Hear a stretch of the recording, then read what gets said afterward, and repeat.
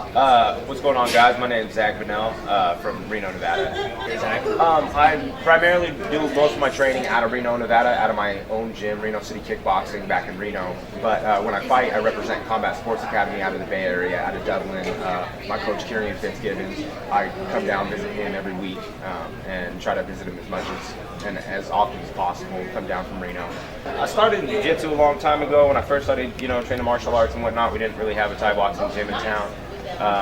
We would just kind of get together and beat each other up on Tuesdays, and that was how we did stand up back in the day. Muay Thai Tuesdays. Yeah, or we'd stay after class and beat each other up, have whatever we could get in. And I just started doing a lot of my own research. I always knew what Muay Thai was. I was really into kickboxing in K1 when I was young, so it's what I sought out, and I wanted to do it first.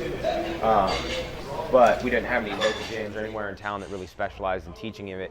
And even at a young age, I knew I didn't want to go learn Taekwondo with boxing and, have it be called Muay Thai. And I knew Jiu-Jitsu was legit, and I knew the difference in how you could tell if Jiu-Jitsu was legit or not. So I got myself involved in Jiu-Jitsu right off the bat. But, like I said, with research and time, I just would watch my own videos. I taught myself. When would you say was your first Muay Thai fight, first competition? I'm pretty sure, if I can remember correctly, I think my first Thai boxing match that was just Thai boxing, no MMA boxing or anything like that, was when I was 21. So, about 7 years ago, I think was my first Thai boxing. It was strictly Thai boxing match.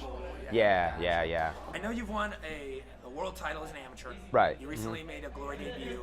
What would you say is your highlight of your fighting career thus far?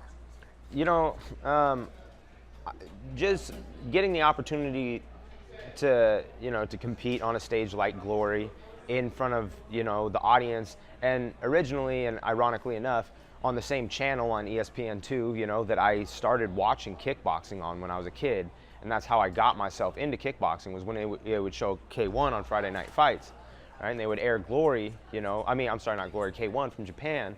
They would show the heavyweight tournaments over here stateside. So that's initially how I got into this sport. So being able to fight on ESPN2 and then to go back and watch my fight on ESPN2 at the original pizza place, kind of surreal that I would go to as a kid, and I got to watch myself on TV, so that on the channel on Friday Night Fights, which I originally, which is what inspired you in the first place. Yeah, exactly. So that was a pretty surreal thing, and then to also fight somebody who I had known about before the idea of even fighting him was a concept that I could even grasp or think now of. It's a reality. What do you know about who you're fighting February 25th? Not much. I don't know much about Chris, to be honest with you. I don't like to take too much of my time investing into my opponents, especially when there's not a lot of stuff out there about them. I don't like to dig too much.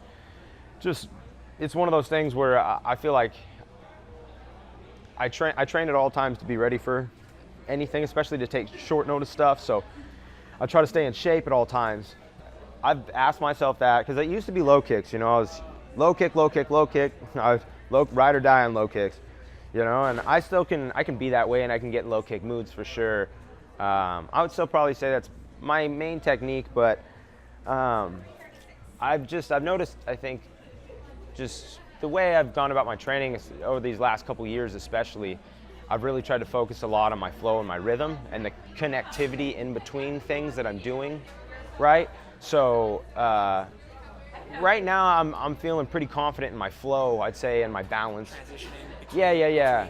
up and down. Yeah, just flowing it all together, transitioning between highs and lows, changing my levels, you know what I'm saying, So diversifying what I'm throwing. You're a much more well-rounded fighter than earlier. Yeah. I would definitely still say my right leg is my go-to, Tell me about the excitement that you're feeling for fighting for Triumphant, for fighting in the Bay Area, for such a nice show. Yeah, to get the opportunity to fight on an American-grown, authentic Muay Thai promotion is phenomenal. I mean, I can't even express how excited I am, especially in the early stages of it, with how well the show's already put on, already on UFC Fight Pass. Getting to throw bows on TV, you know what I'm saying? There's there's a real, you know, a freeing nature when you get to fight authentic Muay Thai. It's What should we expect to see from you coming up February 25th? I think February 25th, what I'm 100% willing to say is we're going to be seeing a progression in American Muay Thai from the athletes that are going to be competing in the card, and from me myself. I'm fully confident in saying and backing 100% that I believe I will be one of America's top knock Muays over this next year and in generations to come, period, for time and time and time. Can't wait to see you in action. Thank you, my brother. February 25th. I appreciate it, you guys. Thanks a lot for taking the time to talk to us. Thank you so much, guys. Appreciate it.